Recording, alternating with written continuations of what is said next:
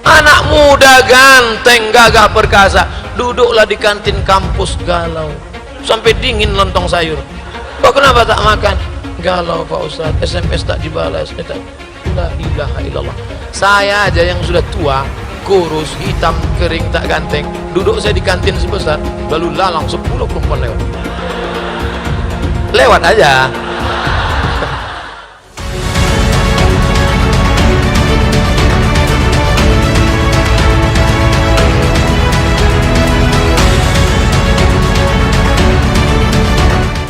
Gimana caranya menangani apabila seorang wanita saat diajak nikah tapi memberikan syarat dulu seperti tamat kuliah dulu, macam tak ada perempuan lain, kau cari perempuan lain.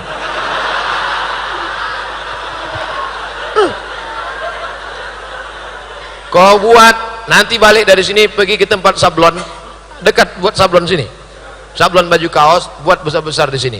Hidup sudah susah, jangan bikin susah. Kau kalau mau nikah sama aku, kupinang kau dengan bismillah. Kalau kau tak mau, bunga bukan setangkai, kumbang bukan seekor, patah tumbuh hilang berganti, hilang satu tumbuh 1000. Perempuan berserak-serak banyak-banyak. Ini banyak anak-anak muda nih otaknya sempit, macam daun kelor aja dunia dianggap. Anak muda ganteng, gagah perkasa, duduklah di kantin kampus galau, sampai dingin lontong sayur. Kok kenapa tak makan? Galau Pak Ustadz, SMS tak dibalas. La ilaha illallah. Saya aja yang sudah tua, kurus, hitam, kering, tak ganteng, duduk saya di kantin sebesar, lalu lalang 10 perempuan lewat aja.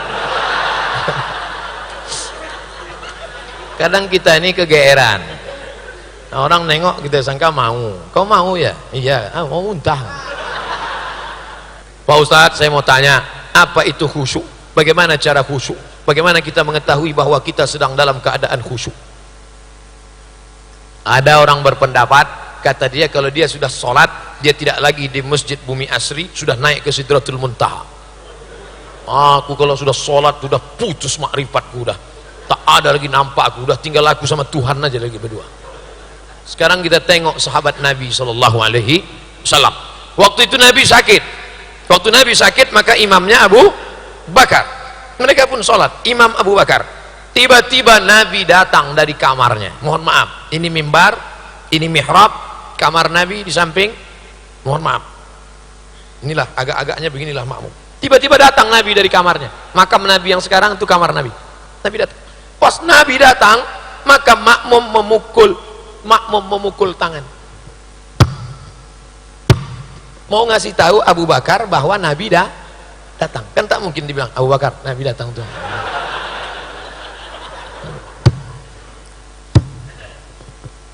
Apa pelajaran dari hadis ini? Bahwa sahabat itu sadar, bukan dia naik ke Sidratul Muntaha. Sahabat Nabi yang disebut dalam Quran yang radhiyallahu an tetap tidak berpindah tempat, sadar dia bahwa ada Nabi datang. Tiba-tiba orang yang baru ikut bersuluk 2 kali berzikir, oh ini Ustadz ngejek tarekat ya? Enggak, saya pengamal tarekat Naqsyabandi, saya pengamal tarekat Syattariyah, saya pengamal tarekat Syaziliyah, saya ambil sanadnya dari Syekh Muwaffaq, tapi tidak yang mengada-ngada cakap, membuat-buat. Kita ini berdasarkan ilmu, bukan kita pergi ke alam lain. Kalau ada orang ngaku aku tadi sholat tak kemana, dilarikan jin itu. Dia tetap sadar di tempatnya. Hadis yang kedua, Nabi sedang sholat jadi imam, tiba-tiba Nabi membuka selop. Waktu itu Nabi sholat pakai selop, Masjid Nabawi belum ada karpetnya, masih pasir. Nabi sholat pakai selop, dibuka Nabi selopnya. Ketika Nabi membuka sendalnya, semua makmum di belakang menengok, membuka sendalnya. Assalamualaikum warahmatullahi wabarakatuh. Assalamualaikum warahmatullahi wabarakatuh. Nabi tengok sendal berserak-serak di belakang. Lalu kata Nabi, kenapa kalian buka selop kalian? Kata sahabat, kami tengok kau buka selop, kami buka selop kami. Apa kata Nabi? Aku buka selopku karena tadi datang Jibril mengatakan selop itu ada najis. Selop kalian tak bernajis, kenapa kalian buka? Apa pelajaran dari sini? Bahwa sahabat itu tidak kehilangan kesadaran. Dia tetap menengok sendal Nabi lepas. 3. Uqtulul aswadaini fis shalah. Kalau kau sedang sholat, bunuhlah 2 yang hitam. Terus sedang sholat, bunuh 2 yang hitam. Apa yang dimaksud dua yang hitam? Al-af'a wal aqrab. Aqrab kalajengking, af'a thu'ban ular. Artinya apa? Waktu sholat mata terbuka. Coba tutup mata, tiba-tiba datang anaconda. Hah? Sholat tidak kehilangan kesadaran, tapi sholat orangnya tetap mengingat Allah. Udah jelas. Ini untuk membantah orang yang mengatakan bahwa dia khusyuk sampai hilang kesadaran. Dia tetap ingat Allah, dia tetap fokus di tempatnya, dia tetap membaca. Ustadz, sholat itu mata terbuka apa tertutup? Mata terbuka. Tapi kalau tak fokus, tak khusyuk, boleh ditutup. Nggak tahu kawan yang di depan itu kadang, makanya kalau sholat pakai baju yang tak ada tulisan. Iya, ada orang pakai baju kaos di depan, tertulis coblos nomor. Itulah mata khusyuk. Udahlah datang terlambat, ditulis pula di belakang, emang masalah buat lo. Mata khusyuk. Saya kalau ada yang model-model gitu, saya tutup mata. Lah, lalu bagaimana caranya khusyuk? Kata Syekh Ali Tantawi ada 5. Yang pertama, ketika berwudu jangan bercakap. Makanya waktu berwudu itu, saat air masuk ke mulut, makrifat hakikatnya, keluarlah dosa-dosa mulut. Hadis riwayat Ibnu Majah. Saat air menyiram muka, keluarlah dosa dari kelopak biji mata. Saat air menyiram tangan, keluarlah dosa dari celah-celah tangan. Saat air mengusap kepala, keluar dosa isi kepala, otak sampai ke lubang telinga. Saat air menyiram kaki, keluar dosa dari celah-celah kaki. Jangan sambil bercakap. Ini banyak orang sekarang sambil wudhu cakap. Nah, kan udah aku bilang sama dia, jangan. Tapi itulah datang juga, memang entah apalah maksudnya. Punya kentut juga sama dia itu. Itulah kata khusyuk. 2. Dari tempat wudhu ke tempat sholat tak boleh tasbih. Tak boleh tasbih. Tasbih itu apa? Keretak. Kalau tasbih aja tak boleh, apalagi update status. Putus kontak HP mati. Udah. Tasbih boleh, tasbih tak boleh. Tasbih. Subhanallah, subhanallah, subhanallah. Bro, gimana habis sholat terjadi kita makan sana? Subhanallah, subhanallah.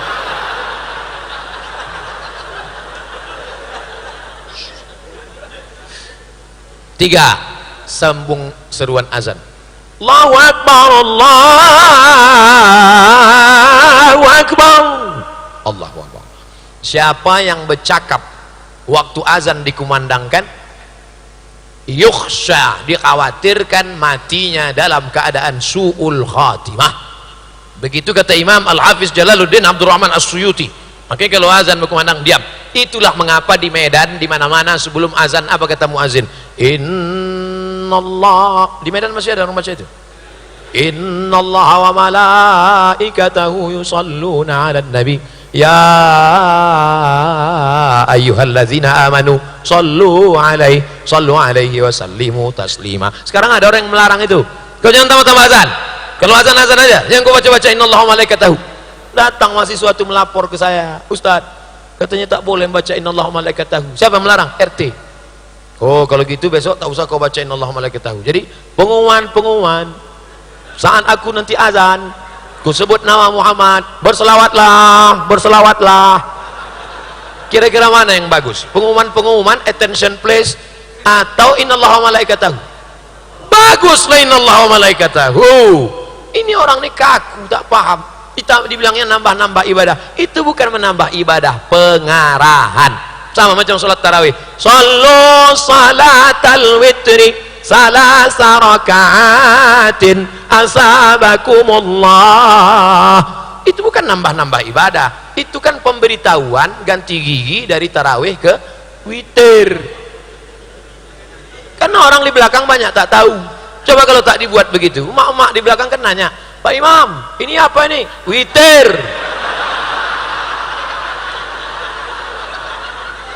Tiga, 4. Pertama, waktu wudhu jangan cerita. Kedua, dari tempat wudhu ke dalam jangan tasbih. Ketiga, sambut seruan azan, jaga khusyuk. Keempat, mulut membaca, hati mengingat. Inna sholati wa nusuki wa mahyaya wa mamati. Apakah Nabi Muhammad itu kalau sholat mulutnya bergerak? Dijawab oleh Khabbab ibn al-Arth, na'am, Nabi kalau sholat mulutnya bergerak. Dari mana kau tahu mulutnya bergerak? Bittirabi lihyatihi, karena aku tengok jenggotnya bergoyang. Kenapa jenggotnya bergoyang? Karena dagunya bergoyang. Banyak sekarang orang sholat diam aja mulutnya. Apa dibaca ya? Baca inna salati wa nusuki wa mahyaya sami'allahu rabbana lakal hamd. Yang kelima, pahami bacaan. Saya tak nyuruh menerjemahkan, jangan diterjemahkan, cukup dipahami saja. At-tahiyyatul mubarakatus salawatut thayyibatul lillah. Assalamu alayka ayyuhan nabiyyu wa rahmatullahi wa barakatuh. Wassalamu alayna wa ala ibadillahis shalihin. Salat ini macam orang nyetir mobil. Sudah agak naik ke ini. Macam naik motor juga, agak naik masuk begitu. Macam meniti pematang tanah liat di tengah sawah.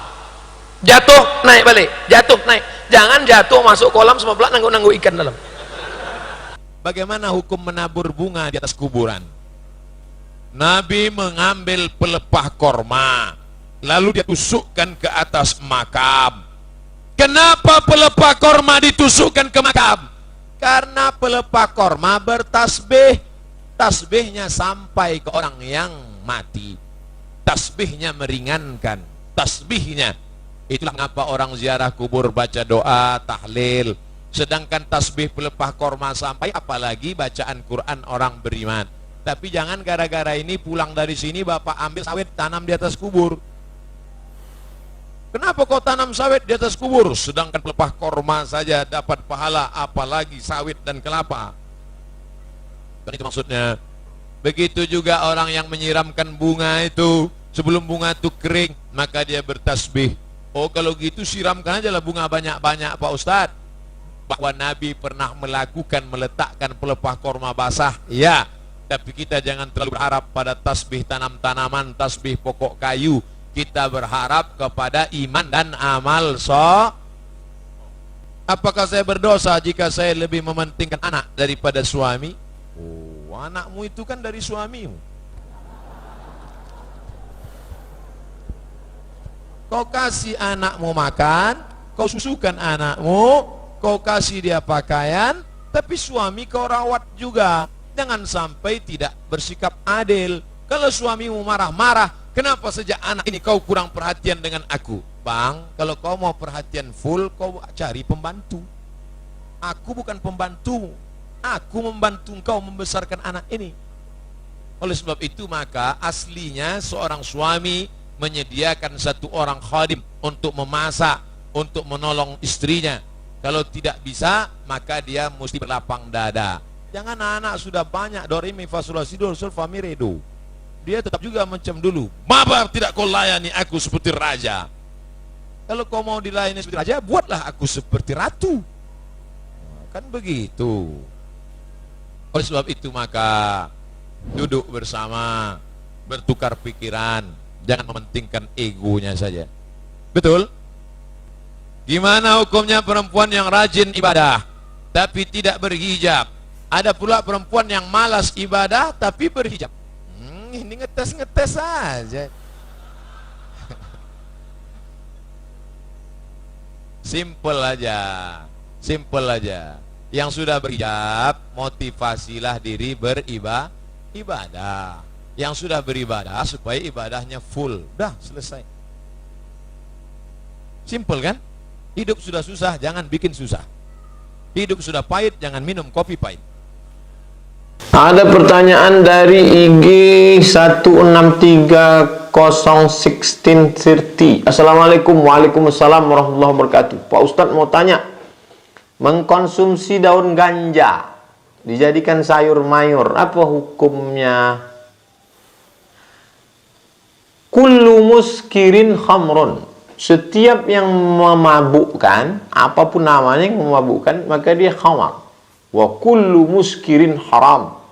Maka setiap yang memabukkan itu hukumnya haram. Ganja, sabu-sabu, putau, rohibnol, kecubung, kullu muskirin haram. Setiap yang memabukkan maka dia haram. Bagaimana kalau sedikit saja? Ma askara kathiruhu faqaliluhu haram. Kalau banyaknya mabuk, maka sedikitnya pun tetap haram. Wallahu a'lam. Bagi seorang muslim belum bisa di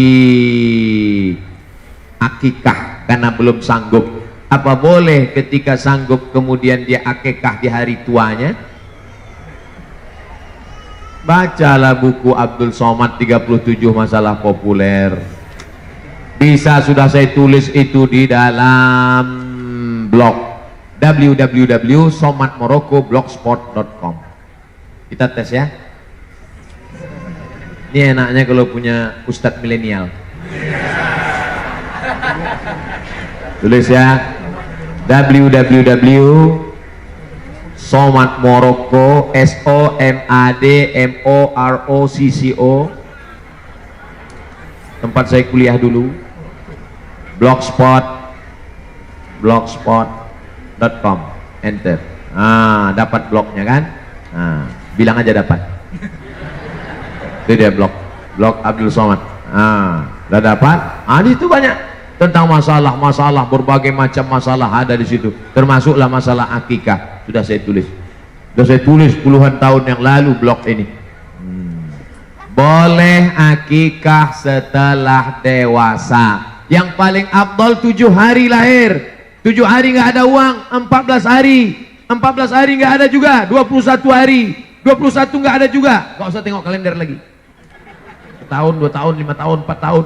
Ibu, bapak yang sekarang umur 40 tahun belum akikah, pulang dari sini cari kambing, www.kambing.com. Beli kambing, nanti malam buat akikah. Tapi akikah saja, jangan minta ayun pakai marhaban. Akikah saja, rambutnya nggak perlu digundul lagi. Akikah saja, nama nggak perlu diganti, payah ganti paspor. Bolehkah akikah setelah dewasa? Boleh. Lihat dalil-dalilnya udah saya tuliskan. Nah ini boleh akikah, silakan. Bapak ibu yang belum akikah, silakan akikah. Apa hukum akikah? Tidak wajib, sunnat muakkad. Kullu mauludin, setiap anak yang lahir, murtahanun bi aqiqatihi, tergadai dengan akikahnya. Bagaimana cara menebus anak yang tergadai? Tuzbahu anhu yauma sabihi, sembelih kambing hari ke-7. Yuhlaku, cukur rambutnya. Wa yusamma, kasih nama yang baik. Rambut dia di dalam tadi bercampur dengan darah najis kotor, bersihkan, gundulkan kepalanya. Kasih nama yang baik. Nama yang baik, nama yang bagaimana? Nama yang dinisbatkan kepada Allah. Abdullah, Abdurrahman, Abdurrahim, Abdul Somad, Abdul Latif.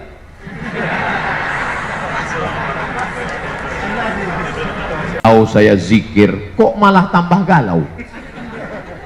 Salah satu dari niat atau bagaimana yang lebih baik untuk cara berzikir menurut agama Islam, Pak Ustadz? Kalau bisa wudhu dulu, tapi kalau nggak bisa wudhu langsung saja zikir. Kalau mau zikirnya pakai tasbih yang 100 itu bagus. Banyak orang pergi umroh lebih lama milih tasbih daripada bertasbih. Milih tasbihnya lama, tasbih batu, tasbih kaca, tasbih koka, tasbih zaitun. Tasbihnya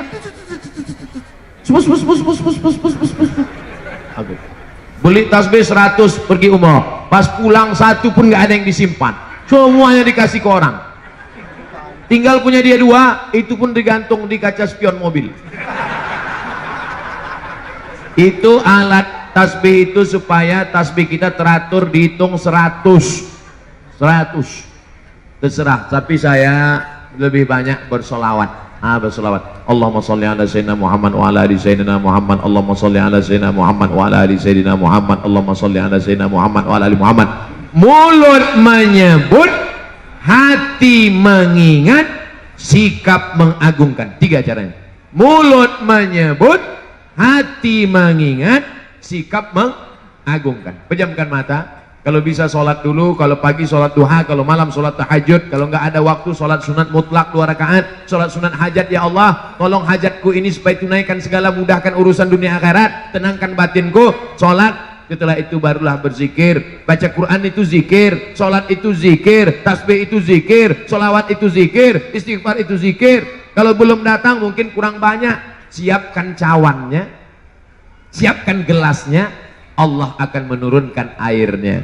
Gelas itu hati kita, air itu adalah ketenangan dari Allah. Kalau belum datang mungkin bukan Allah tidak tunaikan janji, karena Allah maha menunaikan janji. Innaka la tukhliful mi'ad. tapi mungkin cawan kita masih kotor. Kita bersihkan hati, kita mohon kepada Allah. Orang yang berserah diri kepada Allah, Allah pasti akan menolong dia. In tansurullah, kalau kau tolong agama Allah, yansurkum. Wa may yattaqillah, siapa yang bertakwa kepada Allah, siapa yang bertakwa kepada Allah, yaj'al lahu makhraja, Allah berikan dia jalan keluar dari segala problematika masalah hidupnya. Jadi jangan pernah berhenti, jangan pernah mungkin kurang syarat, kurang khusyuk. Obat saja pun yang hebat, kalau tidak cukup syarat tidak jadi obat, malah jadi penyakit.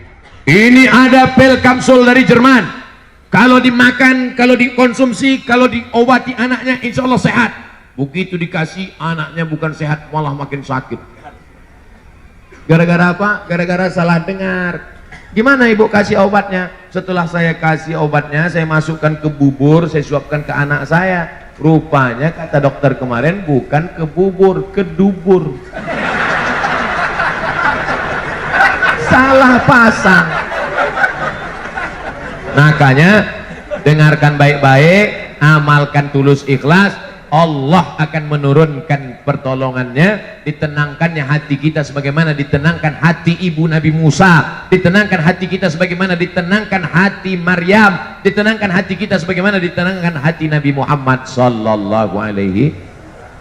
Assalamualaikum warahmatullahi wabarakatuh. Waalaikumsalam. Semoga Ustadz Somad senantiasa dalam ridho Allah, amin. Pertanyaan saya terkait dengan istilah aswaja, ahlus sunnah wal jamaah. Insya Allah Pak Ustadz bisa memberikan penjelasan dari arti makna latar belakang aswaja. Apa benar apabila ditelaah bahwa aswaja memiliki garis keturunan langsung dari Rasulullah? Bagaimana kita tahu keaslian daripada ulama-ulama yang mengatakan mereka adalah habaib? Saya hadir di Hotel Crown. Ketika itu 2 tahun yang lalu datang Habib Umar bin Hafiz, hafizahullah wasaddaqahullah. Jadi di Jakarta ini ada namanya Persatuan Ahlul Bait Keturunan Nabi Muhammad sallallahu alaihi wasallam. Nama ketuanya Habib Zain Ibnu Sumaid, hafizahullah. Habib Zain Ibnu Sumaid. Dulu saya dikasih kartunya saya simpan di dompet, dompetnya tinggal pula. Nah, nanti yang ngaku-ngaku habaib dicek di sana. Kata Habib Zain bin Sumaid, kami bisa ngecek dia Habib asli atau Habib palsu dari 4 nama. Abdul Somad bin Bakhtiar bin Yahya bin Ahmad Shah. Dari 4 nama ini nanti dicek bisa ketahuan. Wah, ini Abdul Somad bukan keturunan Nabi Muhammad. Jadi keturunan Nabi Adam. Bisa dicek. Jadi nanti kalau ada orang ngaku, itu pasti ada silsilah nasab dia. Al-Haddad, Al-Shihab, Al-Jifri, Al-Sakaf, Habib Salim As-Sagaf Al-Jufri, Habib Rizik Shihab, Habib Fulan. Ini ada silsilah nasabnya sampai kepada Sayyidina Ali, sampai kepada Sayyidina Al-Husain, Husain anak Sayyidatuna Fatimah, Fatimah anak Sayyidina Muhammad sallallahu alaihi wasallam. Adapun makna ahlus sunnah, orang yang berpegang kepada sunnah-sunnah Rasulullah sallallahu alaihi wasallam. Apakah pernah Nabi duduk-duduk di masjid buat pengajian seperti ini? Pernah. Nabi duduk, Sayyidina Ali, Abu Bakar, Umar, Utsman, Ali, Thalhah, Zubair, halaqah namanya. Halaqah artinya lingkaran. Maka perbuatan kita ini sesuai apa tidak dengan sunnah Rasulullah? Sesuai. Maka perbuatan yang sesuai dengan sunnah dilaksanakan. Perbuatan itu dilakukan oleh orang ahlus sunnah. Ada ahlus sunnah, ada lawannya, namanya apa? Ahlul bid'ah. Perbuatan yang tidak dilakukan oleh Nabi Muhammad SAW, memisahkan antara laki-laki dan perempuan. Sunnah apa bid'ah? Sunnah, tak boleh campur aduk. Makanya dibuat itu ada pagar. Agak langgar-langgar pagar sedikit. Tapi nanti pas ketika sholat, apa kata imam? Sawus sufuf, luruskan saf. Saf laki-laki yang paling baik di depan, saf perempuan yang paling baik di belakang. Ini adalah sunnah-sunnah. Maka keluar dari sunnah ini disebut dengan ahlul bid'ah. Jangan mudah menunjuk orang, hei pelaku bid'ah. Karena kalau ditunjuk orang pelaku bid'ah berarti dhalalah. Kalau sudah dhalalah berarti nar. 3 sepaket, 3 paket, 3 dalam 1, 1 dalam 3. Bid'ah, dhalalah, finnar. Jangan mudah menuduh orang dolalah kalau tidak betul-betul itu memang bid'ah. Karena ketika kau tunjuk saudaramu, hei pelaku bid'ah, berarti sudah mengeluarkan dia dari ahlus sunnah. Kita ini insya Allah tetap sampai mati dalam ahlus sunnah wal jamaah. Saya mau tanya tentang orang-orang yang pernah menerima transfusi darah. Apakah darah yang diterimanya itu dapat mempengaruhi dia terhadap sifat anak-anak yang dilahirkan sesudah itu? Menurut fatwa ulama Al-Azhar Mesir tempat saya kuliah, transfusi darah dari darah siapapun boleh selama darah manusia. Jangan darah ular sawah.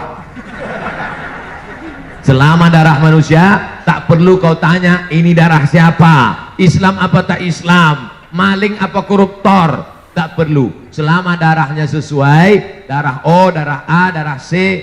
Ada darah C? Tak ada darah. Saya mau ngetes saja jamaah masih sadar apa enggak.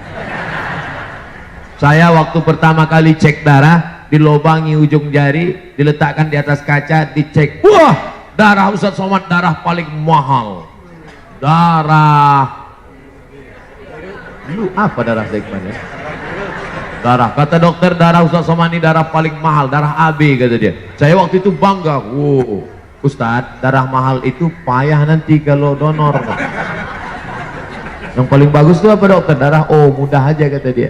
Artinya apa? Terserahlah, itu memang sudah kudrat iradat Allah Subhanahu wa ta'ala. Asal jangan darah biru aja lah. Darah biru berarti habis kena tinju bengkak.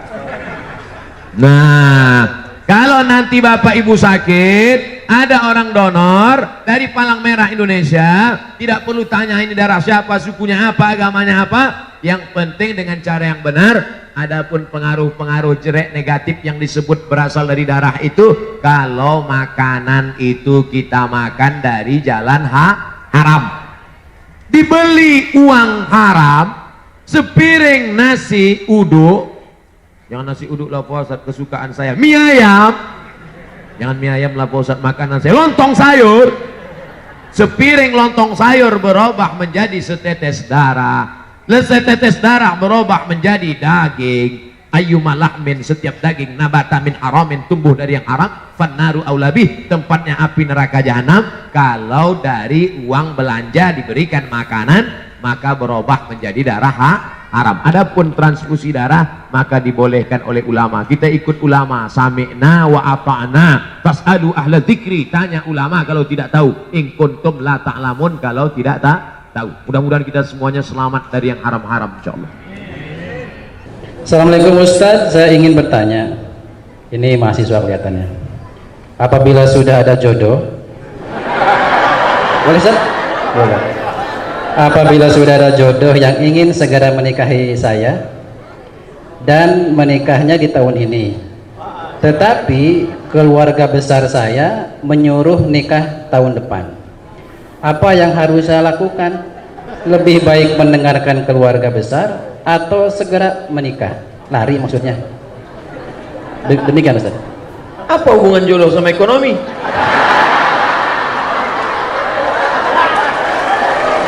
Karena jodoh terkendala disebabkan oleh ekonomi.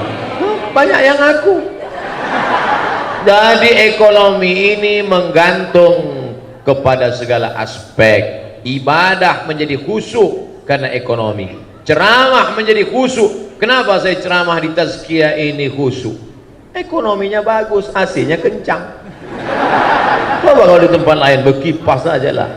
Ekonomi Islam adalah. Tapi di sini masya Allah, di sudut-sudut ada AC. Hebat. Hebatnya lagi AC-nya nggak kelihatan karena dimasukkan ke dalam dinding. Biasa. Kenapa acara ini bisa diliput di seluruh dunia, bisa melihat? Karena ekonominya mapan, kameranya besar-besar. Di tempat lain saya ceramah, sini nggak ada kamera, walaupun nggak semuanya hidup. Artinya ekonomi ini. Nah, manis tata'a minkumul ba'ah. Coba tengok hadisnya. Manis tata'a minkumul ba'ah. Siapa di antara kamu yang ba'ah? Apa kata syarah? syarih penjelas hadis.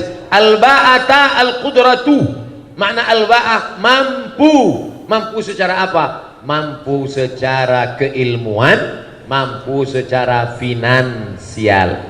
Man istata'a minkumul ba'ata, siapa di antara kamu yang sudah mampu menikah, falyatazawwaj fa innahu aghaddu lil basar, karena menikah itu menundukkan pandangan, wa ahsanu lil farj, menjaga kemaluan. Faman lam yastati', siapa yang tak sanggup, fa alaihi bis-shaum, banyak-banyak puasa. Jadi adik-adik mahasiswa yang belum mampu menikah, kalian puasa aja dulu. Puasa. Kalau puasa kalian nafsu ada, tenaga tak ada. Lemes ya. Jadi bawaannya mau mati aja. Bro, itu ada mahasiswi cantik dari Tazkiyah. Aku udah nggak ngeliat lagi. Udah mau mati aja bawaannya. Nantilah habis buka baru kita cari. Nah, oleh sebab itu, kalau ekonomi sekarang ekonomi sudah mapan. Kira-kira mana yang didulukan Pak Ustadz? Apakah saya menikah tahun ini atau dengan keluarga? Balik kepada Al-Quran. Apa kata Allah? Wa amruhum syura bainahum. Orang beriman itu memutuskan berdasarkan syura. Datang ke ayah, datang ke ibu. Papa, jangan panggil papa, kita makan sambal terasi nah. Ayah, saya ada rencana nikah sekarang ya. Kau sudah punya kemapanan ekonomi, sudah mampu insya Allah ya. Tahun depan mobil belum ada, nanti cucuku naik motor batuk.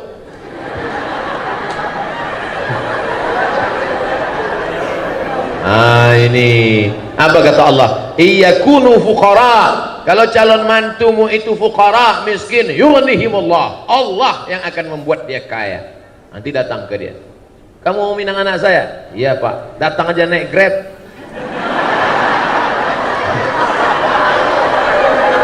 Bacakanlah itu.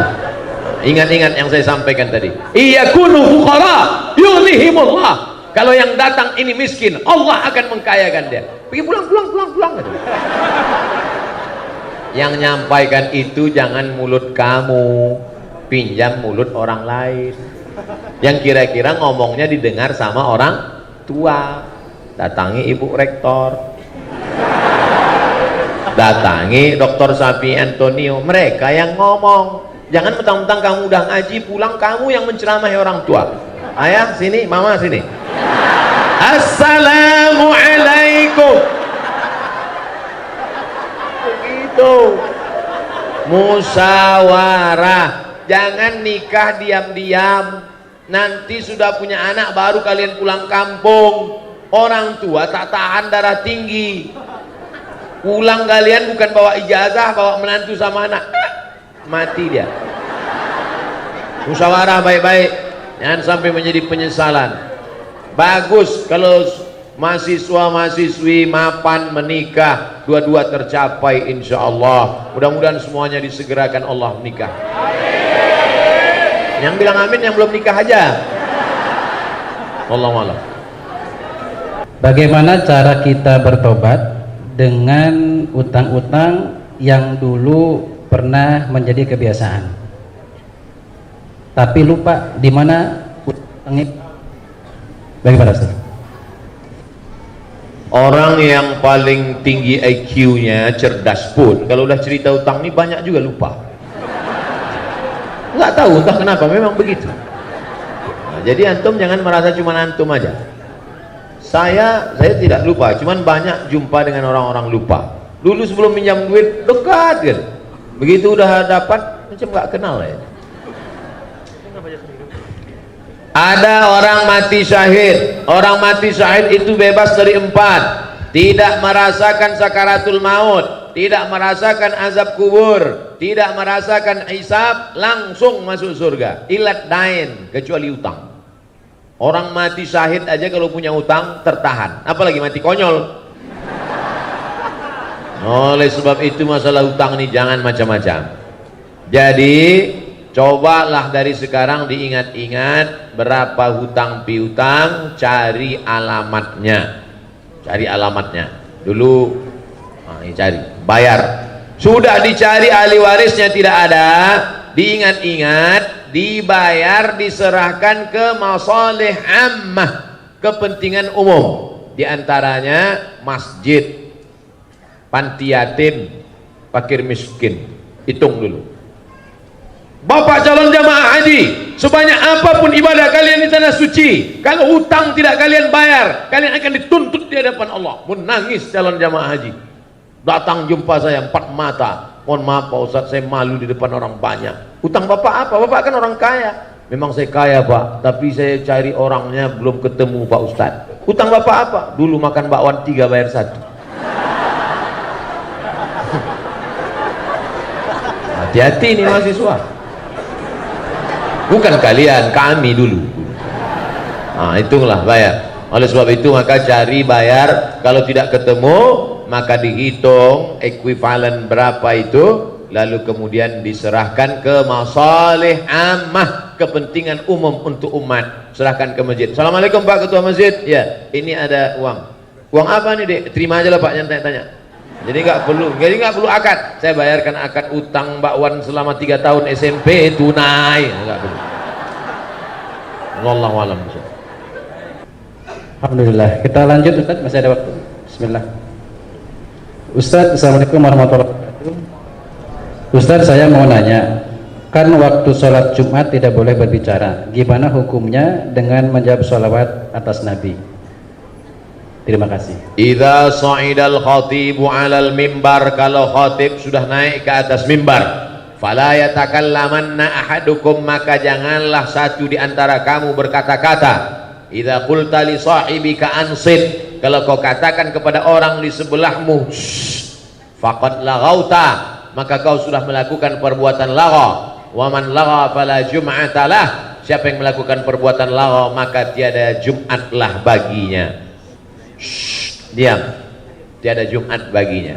Adapun khatib mengatakan, marilah kita berselawat kepada Nabi, Allahumma sholli ala Sayyidina Muhammad. Apakah lagha? Tidak, karena dia sedang berdoa kepada Allah, memohonkan selawat untuk Nabi Muhammad sallallahu alaihi wasallam. Seandainya berdiri salah satu dari jamaah itu, jamaah sholat Jumat berdiri, lalu dia ngomong ke khatib, Pak Khatib, cepetan dikit dong, nih kimi kelas di tasbih udah mau masuk nih. Apakah batal khutbah Jumat? Tidak. Mana dalilnya? Karena Nabi pernah khutbah, tiba-tiba datang orang Arab Badui ke pintu Masjid Nabawi. Apa kata dia? Ya Muhammad, halakatil amwal. Wahai Muhammad sallallahu alaihi wasallam, kampung kami sudah hancur, tanam-tanaman mati kering kerontang, onta-onta mati tidak minum, tolong berdoa kepada Allah. Apakah Nabi waktu itu ngomong batal sholat Jumat? Nah, Nabi angkat tangan. Nabi angkat tangan, apa kata Nabi? Aghithna, aghithna, aghithna. Itulah yang disebut dengan istisqa dalam khutbah Jumat. Nabi justru berdoa, minta supaya turun hujan. Selesai sholat Jumat, pulang sahabat, basah halaman Masjid Nabawi. Begitulah hebatnya doa Nabi SAW. Jadi yang membatalkan itu kalau berkata-kata sesama jamaah. Adapun jamaah berdoa, jamaah ngomong ke khotib, atau sebaliknya, khotibnya ngomong ke jamaah, apakah batal khutbah? Tidak. Nabi sedang khutbah, tiba-tiba ada seorang laki-laki datang, langsung duduk. Apa kata Nabi? Qum, berdiri, berdiri, berdiri kata Nabi. Nabi suruh dia sholat 2 rakaat. Andai saya sedang khutbah, tiba-tiba datang seorang laki-laki duduk, saya suruh dia berdiri, berdiri. Saya belum pernah lagi. Qum, berdiri sholat. Makanya kalau adik-adik terlambat, jangan langsung duduk waktu sholat Jumat, tetap sholat 2 rakaat. Tapi janganlah sholatnya di depan khotib. Ini udah terlambat, bikinlah ke pinggir-pinggir sana. Ini udah terlambat di depan khotib. Allah, pakai baju kaos, tulis ini, emang masalah buat Allah. Wallahualam. Waalaikumsalam. Ustadz, ini ada lagi. Ustadz, saya mahasiswi semester 5. Cita-cita saya meninggal husnul khotimah. Subhanallah. Tetapi hobi saya berbuat maksiat. Enggak linear. Ingin mati tapi maksiat.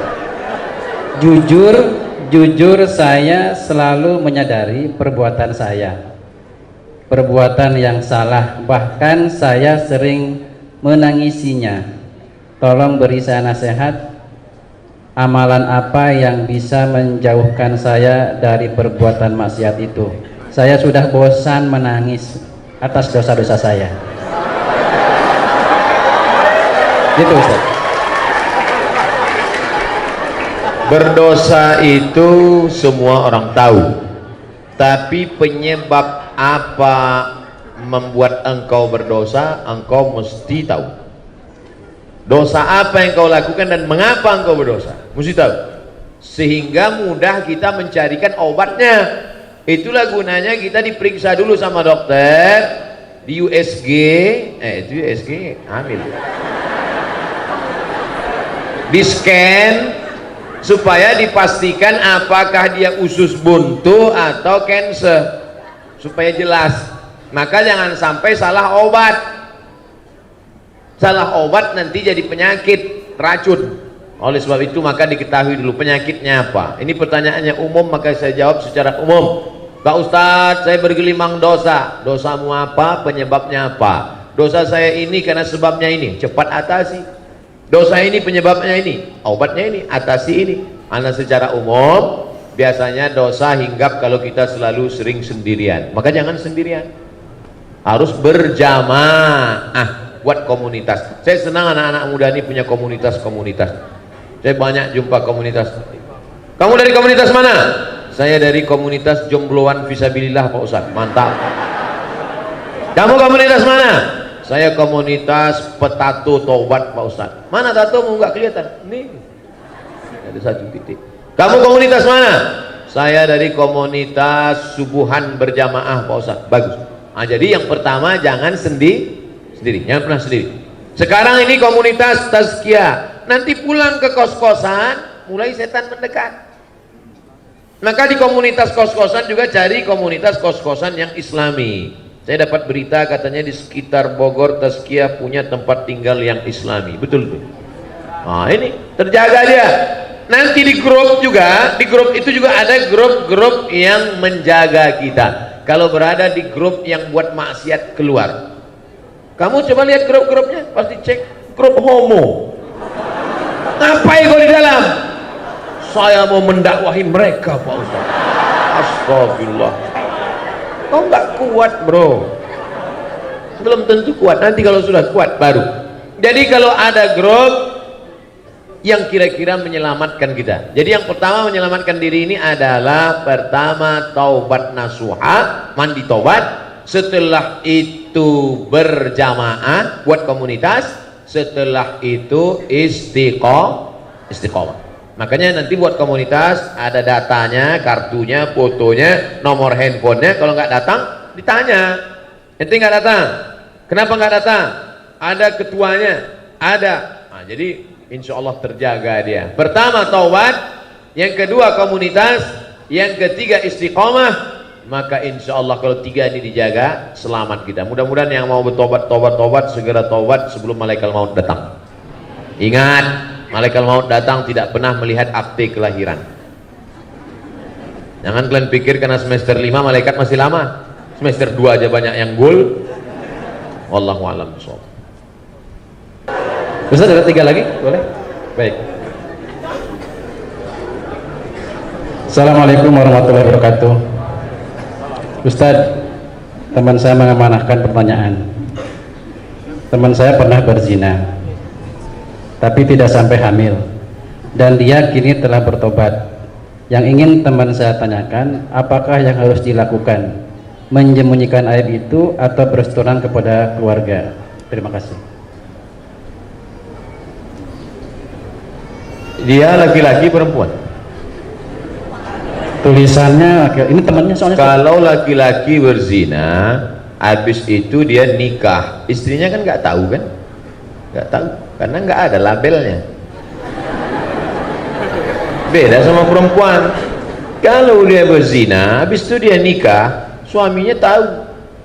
Dalam kitab fikih dikatakan, dikutip oleh Sayyid Sabiq dalam fikih sunnah. Lihat fikih sunnah.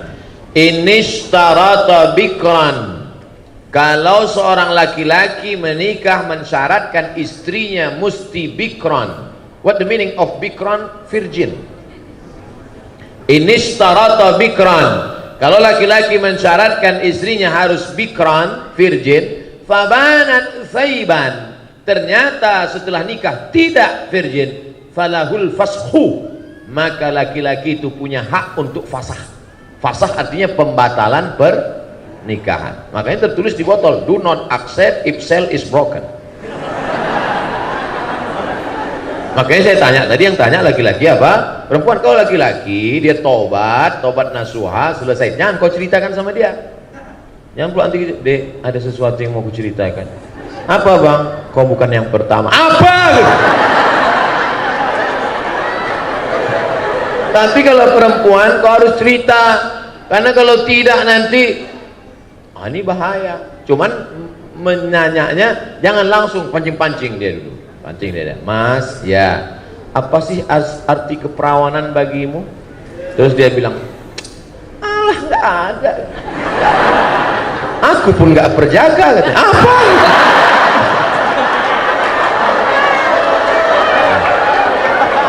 Jadi hati-hati. Kalau memang dia siap menerima, lanjutkan. Tapi kalau tidak, itu nanti bisa menjadi fasah namanya. Apa namanya?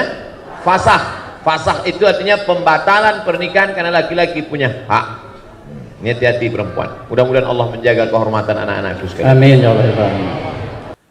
Apa hukum bagi anak yang memarahi ibunya karena melarang agar melawan?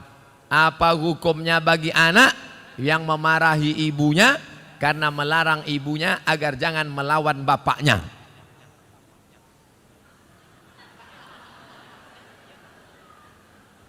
Ibu bapak mesti berpikir baik-baik. Anak tuh ada kan karena hubungan ibu bapak baik dulu kan. Kalau tak baik mana mungkin dia ada. Sekarang setelah dia ada, kenapa dia yang jadi korban? Ibu marah, otomatis dia marah. Anak ini melawan. Dan kalian sebagai anak tak boleh kalian lawan ibu ayah. Tak boleh. Walaupun dia kafir, tak boleh. Wa in jahadaka, kalau bapak ibumu memaksamu ala an tusyrika bi, mempersekutukan Allah, fala tuti'huma, jangan kau ikuti. Tapi untuk melawan tak boleh. Wa sahibhuma fid dunya ma'rufa, tetaplah berbakti kepada orang tua. Jangan mentang-mentang udah ngaji, balik dari sini panggil mak. Mak, sini. Assalamualaikum. Kan begitu caranya. Tapi dengan cara yang santun. Tapi dia nyuruh saya melawan ayah saya, Pak Ustadz. Cari nenek mama, cari walim ulama. Ibu kamu tuh suka ngajinya sama siapa? Oh, dia sama ngaji sama Ustadz Jel Fatullah. Aku kasih tahu, Ustadz Jel tolong ceramahi. Ustadz Somad menyabui Ustadz Jel, apa hubungan Ustadz? Itu kakak kelas saya. Kakak kelas saya. Banyak orang yang tersentuh hati mendengar ceramah Ustadz Jel. Oh, dengan Ustadz Jel dia tak mau. Sama siapa? Dia maunya dengan Dr. Eka Putra Wirman. Itu kakak kelas saya juga dulu di Maroko. Dengan Ustadz Eka. Dengan doktor, Pak Rektor Win. Oh, maunya dengan Ustadz Fulan. Dia dengan Ustadz tak mau. Maunya dengan nenek mama. Dengan tokoh adat. Dengan tokoh masyarakat. Pokoknya cakap siapa yang dia dengar. Insya Allah. Begitu. Bukan kita yang melawan. Karena melawan orang tua ini luar biasa. Mudah-mudahan kita termasuk anak-anak yang berbakti pada orang tua, insya Allah.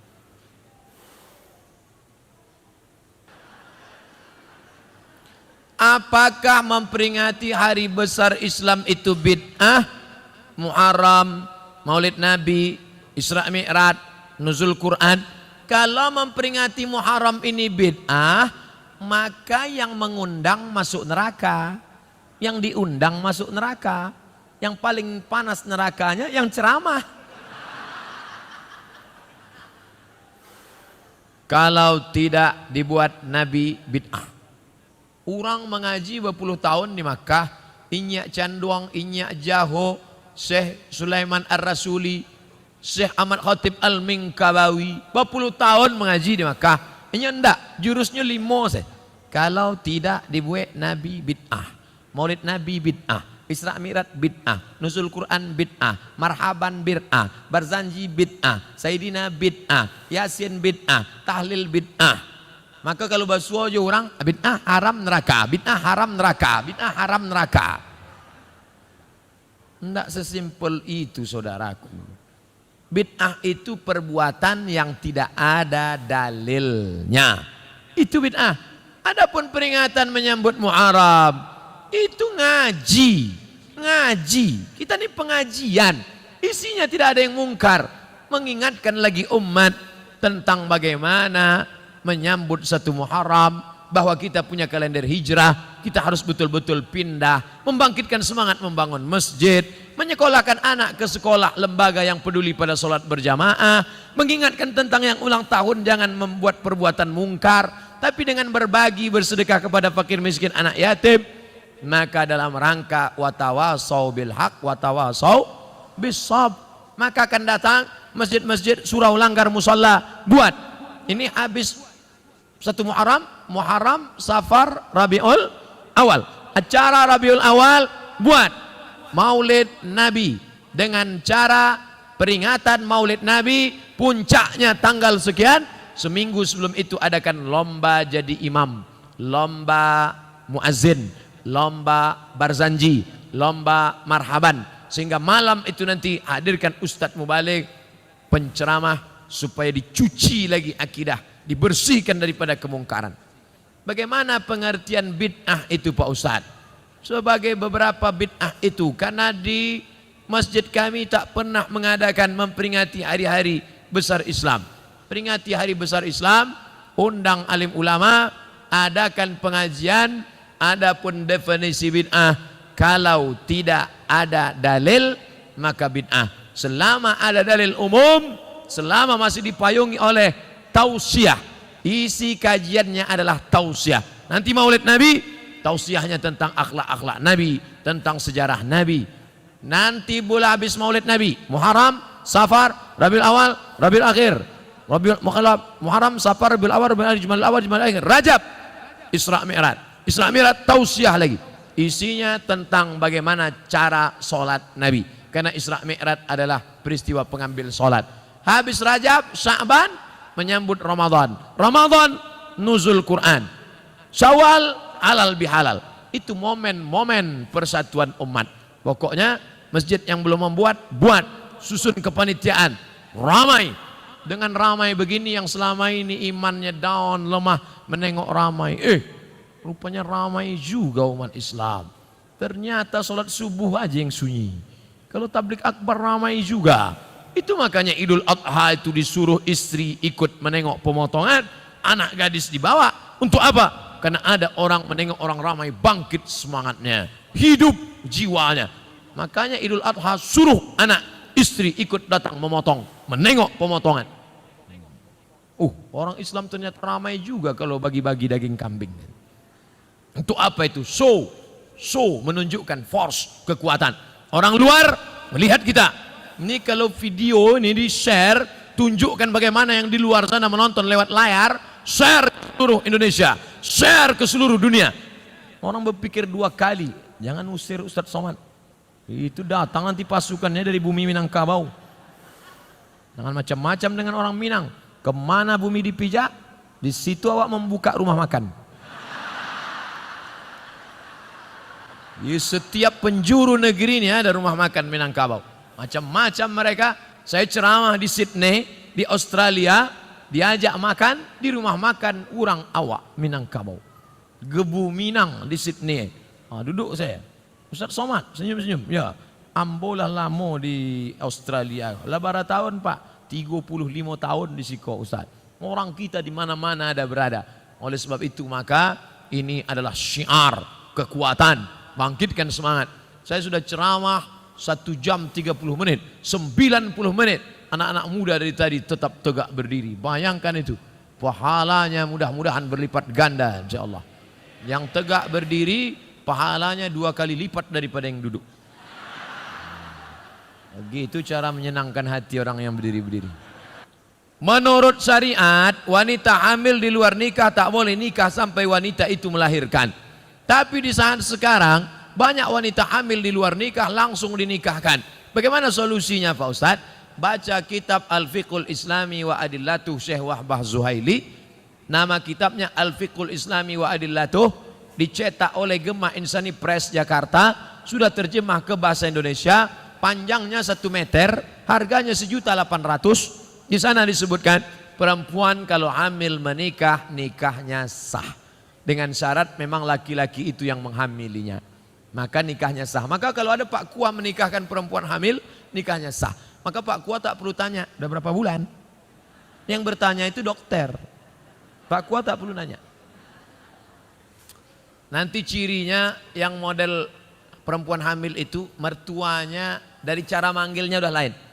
Kalau yang belum hamil itu nanya, hai menantuku. Nah, gitu dia. Hei. Nah, itu tanda-tanda tuh. Aku terima ini tuna. Hei. Yang sekolah ya. Nikahnya sah, tidak perlu diulang. Anak lahir tak perlu diulang. Tapi efek akibat dari pernikahan itu muncul 4 masalah. Yang pertama, anak itu nanti kalau lahir tidak bisa pakai bin bapaknya. Jadi pakai bin apa? Terserahlah. Bin kardus, bin botol. 2, kalau anak pertama lahir laki-laki, lahir anak nan kedua padusi, perempuan, nanti anak nan pertama iko indak bisa mawalikan nikah adiaknya. De apo de inyo sudah saudara sama, saudara sama ndak bisa jadi wali. 3, kalau si bapak mati, si anak ndak dapat harta warisan, de ndak ada hubungan nasab. Nang keampe, kalau si anak nan pertama anak gadis cantik jelita dipinang oleh laki-laki, si bapak tak bisa menjadi wali karena tak ada hubungan nasab. Walinya siapa? Walinya wali hakim Pak Kua. Apa salah saya Pak Ustadz? Ini anak saya. Rambutnya, darahnya, DNA sudah periksa di Singapura. Ini anak saya. DNA nggak laku mas bro. Salah saya apa? Kamu mencoblos sebelum hari H.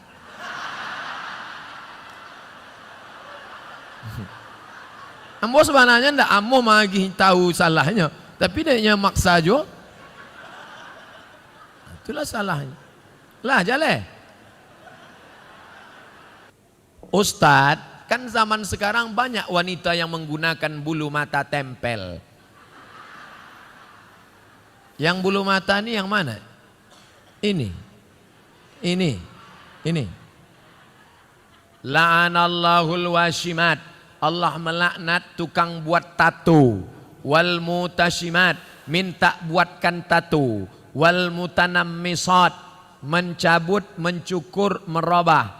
Wal mutafallijat, mengotak-atik gigi. Kalau giginya memang tak layak, boleh. Ada kalau senyum dia 3 hari kita tak bisa tidur. Itu boleh, dia bawa ke dentis, boleh. Tapi yang sudah layak, banyak sekarang orang sudah layak, bagus, di otak-atik. Dipakai dulu kawat jemuran, sekarang untuk gigi.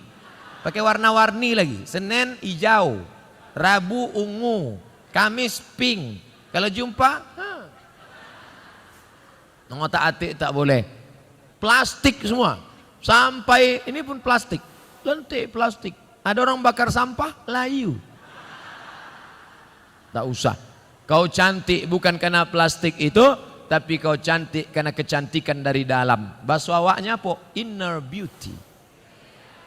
Karena cahaya tahajudmu, karena munajatmu kepada Allah Subhanahu wa taala. Menyambung rambut Pak Ustadz, Allah melaknat yang menyambung rambut. Tapi saya kena penyakit Pak Ustadz, gugur semua, gundul. Kan saya tak nampak. Suami saya melihat Pak Ustadz, kasih tahu dia, bang, ini takdir dari Allah. Walaupun aku gundul, kau terimalah apa adanya.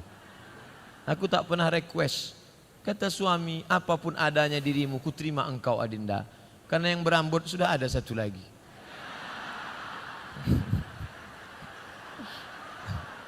Ndak bergurau jangan berang.